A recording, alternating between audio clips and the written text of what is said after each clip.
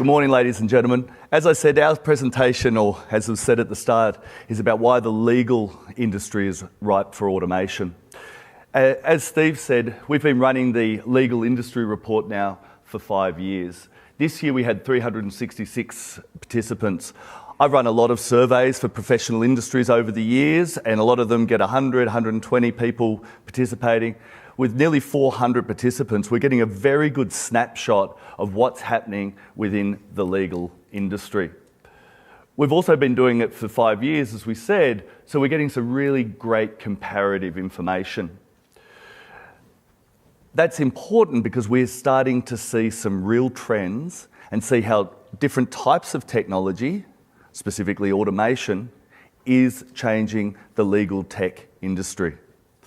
The participants were everything from sole practitioners up to sites with 50 fee earners, and it was covering all different aspects of the legal firm. Now, I am going to be showing you a few graphs today, and I know that we've seen a few graphs in the presentations, and I know everyone is a little bit dusty. So I've been a little bit tricky, and I know the legal fraternity like a little bit of print. So I've actually printed a limited number of these for this event. So if there's any information that you think would be beneficial to your law firm, if you want to see some of the comparative about how your pricing, times of drafting, etc., that you've seen here, you've seen a snapshot, please come to our stand and get a copy of the report. One of the first findings that we had is that over half of our participants are now generating over 50% of their fees via a fixed fee model.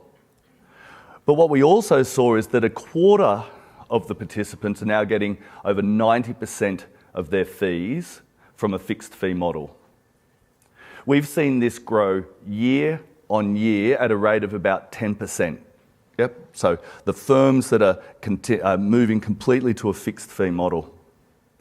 Now you might be wondering, why does an automation software company care so much about fixed fee billing and pricing?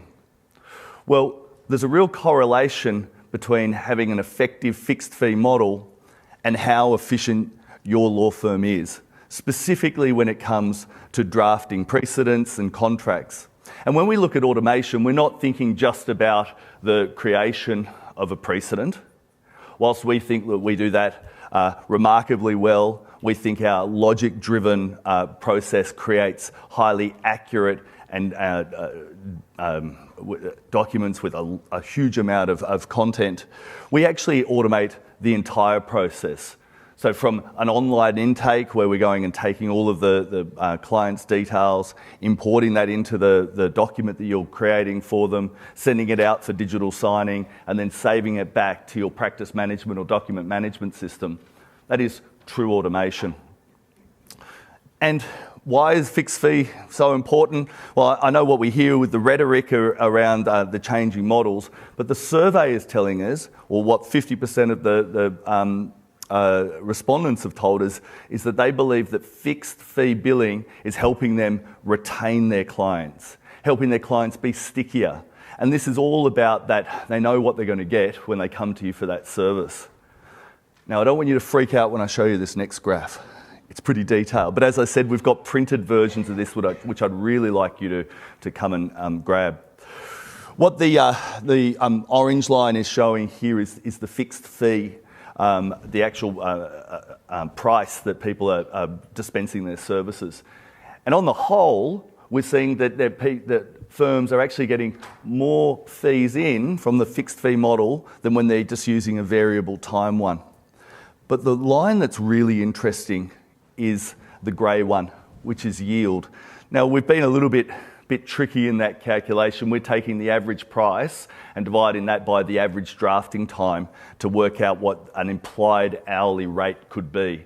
Now, we now know that sometimes it's not apples for apples. So if you're a partner and you're drafting, well, your price might be a little bit more than maybe a junior person in your firm. But we think it's a really interesting metric as we're looking at the effectiveness of technology such as automation in the legal firm. let me give you a couple of examples. Now, I'm going to show you some more graphs. There's just a little bit of an explanation of what you're going to see. Wherever you see the X on the graph, that will mean this is the average price that people are selling these particular services to their customers. The orange box shows you what the bottom 25th percentile is and the top 75th, and you've got the average, and then I think they call them whiskers on either end will show you the outliers as well. Again, this is highly detailed in this report, so a great resource for you to go and compare how you're billing your clients compared to the rest of the industry. And as I said, we've got a great segment size here. I want to just dive into 3 examples, even though we've got over a dozen different practice areas in the report. The first one is corporate law, and corporate law continues to be one of the most profitable areas within the practice according to our survey. And we're seeing that prices are uniformly increasing for this service between 10 and 15%.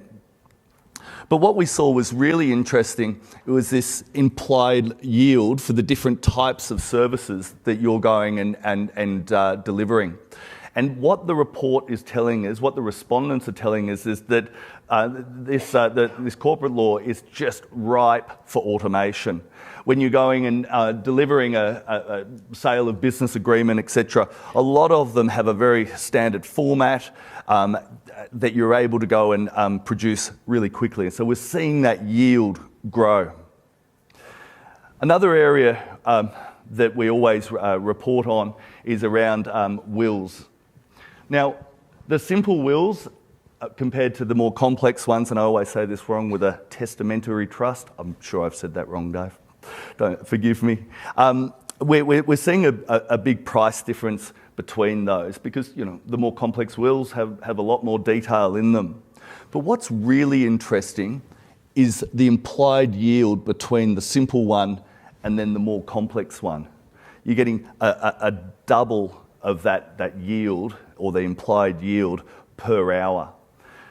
In our product, the will process is highly automated, and as you go through and your clients are answering questions on their online intake, as your team are going through the standard questionnaire via our cloud application, filling in the questions, we're not going and just doing simple mail merges. Once you're saying yes or no, it actually goes and adds more detail in. An area that we didn't see any change in price, though, was family law. Prices has remained relatively the same. However, what we did see was a huge change in yield. Our report showed that 30 to 50% less time is being spent in family law. And the anecdotal or the commentary within the survey was saying this is really down to automation. One example was around parenting orders. Last year they were taking about 12 hours on average, and this year the report said we're taking about 6 hours on average. So whilst the price stayed the same, the yield increased. The industry is ripe for automation. Our report also covers estate planning, corporate law, property law, employment law, intellectual property, immigration law, litigation, finance and criminal law. So a highly detailed report. As I said, if you're catching a plane back this evening and you want something to read on the plane, please come and see us at the stand. I've highlighted criminal law because we did see a lot of volatility in the prices that we go and deliver for criminal law. So we know that sometimes people can't afford your services, but on the other end, if you're maybe working for someone who has a lot of money, they can. So we've been working since this report to introduce court forms through our platform as well, so you'll see that. I'm right at the end now, but I did want to just share with you the outlook that we heard from participants, and it was a pretty rosy one. The majority of people see a positive outlook when it comes in terms of fees. Most people are saying they're going to spend that extra money coming into their business on marketing. So that means new leads, building the brand, new customers, and if we can go and automate with those, we're just going to continue to build on those profits. Thank you. My name's Chris and I'm from Tensis.